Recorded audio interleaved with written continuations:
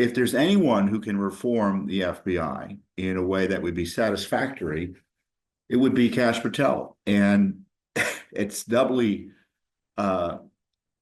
likely that that reform happens if or with Dan Bongino on his side.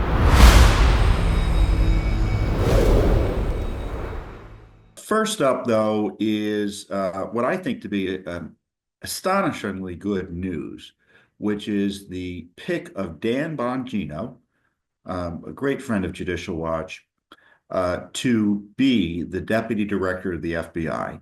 He essentially runs the FBI for Kash Patel in the kind of the day-to-day, in a day-to-day manner. And so between Kash Patel and Dan Bongino, we've got two powerful allies for those of us concerned about the rule of law in a position to do significant reform to the FBI. Of course, the big question is, as I ask in this clip, is the FBI salvageable? Let's listen to what I just had to say. Kash Patel is now the FBI director. It's a remarkable development. It's positive. I hope Kash is able to reform the FBI. I don't necessarily believe that the FBI can be reformed, but if anyone can do it, it's Kash Patel.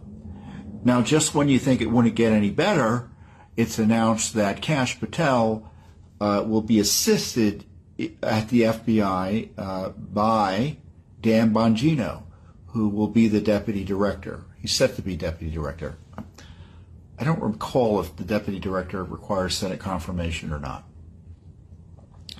But Dan Bongino, talk about heavy lifting. He really has been out there highlighting the abuses of the deep state and the FBI and been so forthright about it. He's got a storied law enforcement career.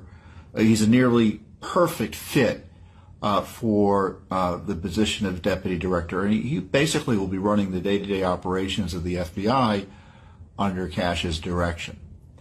Now, the big question I've had, and I've raised this on my update on social media and just generally on all social media, is Kash Patel, can he save the FBI? And I don't know if the FBI can be saved. It's just been so corrupted. The raid on President Trump's home, they even came to my home to give me a subpoena, completely abusive. And they've been targeting basically the opposition to the deep state and the Democratic left machine. And the agency has been used time and time again to subvert the rule of law and subvert our constitutional republic. Now, does it mean everyone who works in the FBI is a bad guy? Of course not. That's not the issue. The issue is structurally, can it be relied upon to uphold the rule of law and advance the public interest and the public good, as opposed to subverting the rule of law and destroying the public interest and, frankly, destroying the confidence people have in the fair administration of justice. Now, if there's anyone who can reform the FBI in a way that would be satisfactory, it would be Kash Patel. And it's doubly likely that that reform happens if or with Dan Bongino on his side. And, Kash, as I've said previously, he knows what happened during Russiagate. He knows all about the illicit targeting of President Trump by the FBI and other deep state agencies. And Dan Bongino, he's been on it from the beginning. I did an interview with Dan a few years ago on the Russia, Clinton, Obama, Biden gang attack on Trump. And you'll see from this clip, Dan and I are of one mind on this illicit targeting, this lawfare against President Trump. Spygate, I believe, is connected to the Ukrainian scandal because one of the players in it, Nellie Orr, who was working for Fusion GPS, hired by Hillary Clinton to gin up information on Trump, largely which turned out to be false, has already admitted on the record that she got information from a Ukrainian parliamentarian. Now, he denies it, Lyshenko, but she's never corrected her statement as far as I know. I mean, isn't that the very definition of foreign collusion, or am I missing something?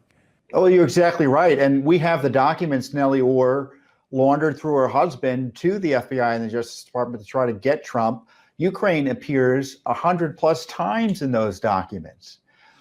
So Ukraine, people should remember, Ukraine was the fulcrum upon which Russiagate was used to try to take down President Trump.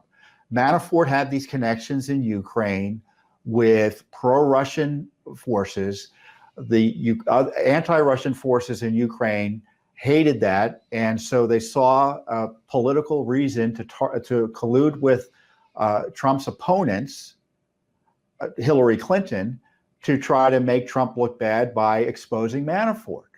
And then the Department of Justice and the FBI and Mueller, to take out Trump further, wanted to use the Ukraine connections that Manafort had, information supplied to them by the Ukrainian government in part, to take out Trump. Now, of course, the big challenge for the FBI and frankly many of the Trump agencies is, are we going to start getting the documents that have been withheld for years by the deep state? For example, Judicial Watch has a Freedom of Information Act lawsuit that's been going on, I think, for 6 years. 6 years for the text messages of Lisa Page and Peter Strzok.